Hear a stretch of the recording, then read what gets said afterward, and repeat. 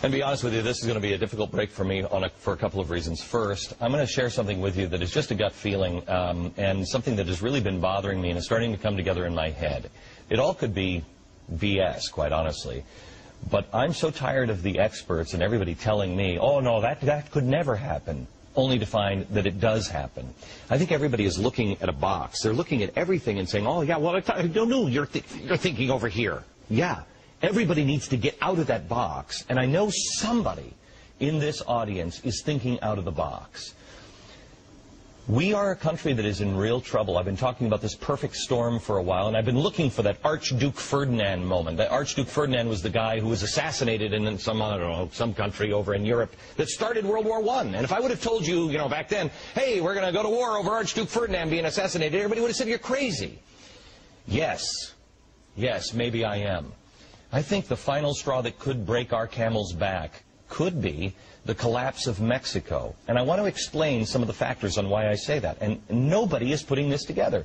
Mexico is the 12th largest economy in the world. They are our 3rd largest oil supplier.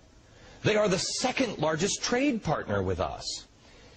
Okay, that's pretty heavy if they start to collapse. Drug-related crime is causing general unrest there in Mexico.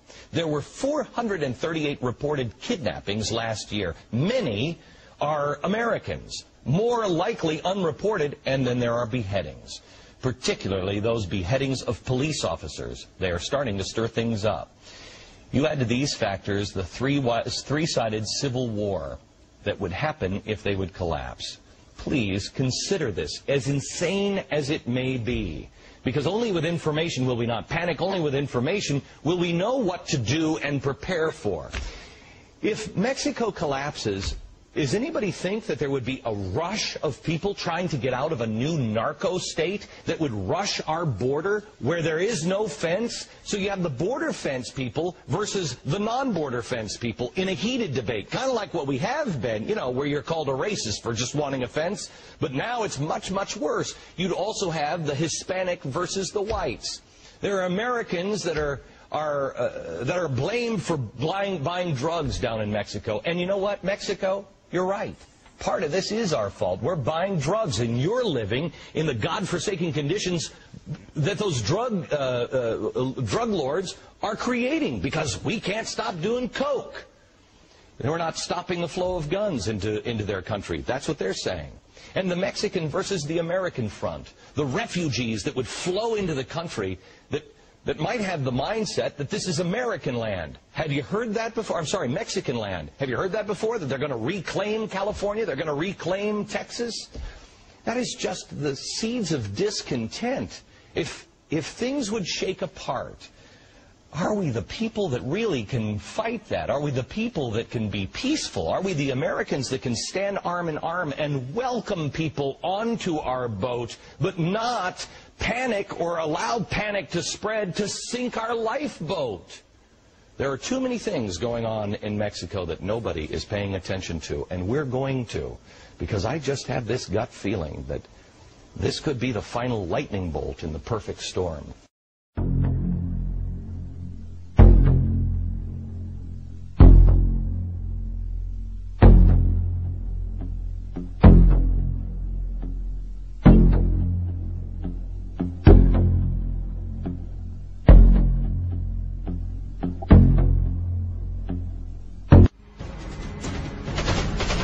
Ghost Team Captain Scott Mitchell, you're stationed in Mexico City to protect the President of the United States during a summit meeting that also includes the Prime Minister of Canada and the President of Mexico. The conference is ambushed by a group of rebels, and it's your job to get the leaders of the free world to safety. Buckle up, gentlemen. The radio chatter says this is going to be a hornet's nest.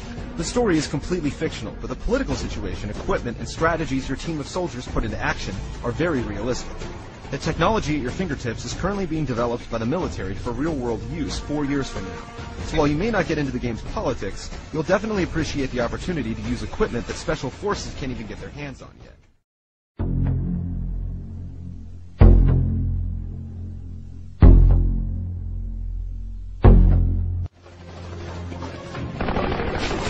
Cover! Need some cover! If you've ever played a game based on Tom Clancy's writings, then you know what to expect here. In the first Advanced Warfighter, you were stamping out a coup in Mexico, and in Part 2, you're cleaning up the mess. The revolutionaries have decided to invade El Paso, and through manipulative media coverage, are trying to convince the Mexican masses that it's the right thing to do. Meanwhile, Mexican rebels now claim that U.S. forces are on the ground in Juarez. You play as Captain Scott Mitchell. Back on me! The same guy you took into battle in the first Advanced Warfighter. The story is primarily told on the fly using the heads-up display. News reports and briefings are zapped in regularly, in addition to a smattering of real-time cinemas that typically take place in whatever vehicle is dropping you off at your next mission. It's up to you to stomp out the revolution and finally return Mexico to a peaceful state. Yeah, that's what I'm talking about, Captain. There aren't a lot of plot twists to speak of, and considering Mexico hasn't exchanged hostile fire with the U.S. in over a century, it's more than a little far-fetched. But it provides an adequate backdrop for all the tactical action you can handle, and then some.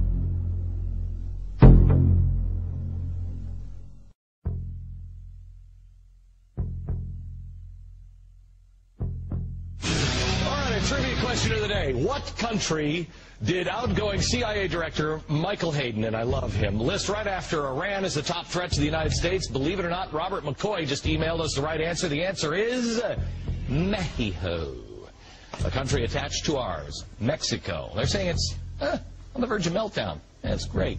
2009 report, the Justice Department lists Mexico as, quote, the greatest crime threat to the United States. It is a nation that is on the verge of collapse, and we Americans are already in grave danger because of it.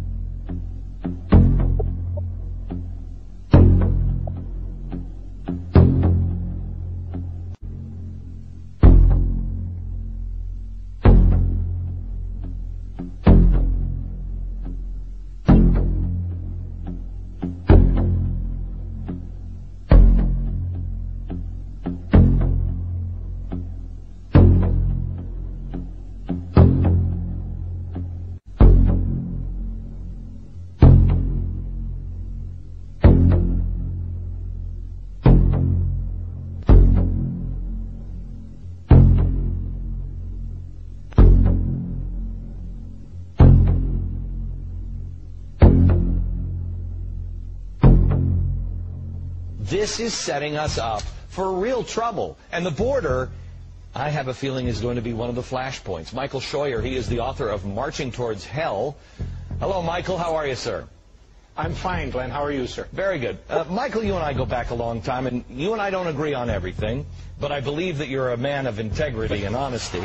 And I had to talk to you about the border because, you know, they're saying that Mexico could melt down. Our CIA is saying that Pakistan and Mexico are the most unstable in the world, and that's saying something, and could melt down at any time. So Mexico is our number 2 threat. Al-Qaeda is our number 1 threat. You say they might be combined. Oh, sure, Glenn. They've been studying the Mexican border since at least 2002. In the face of war, Move! our best Got it! will only get better.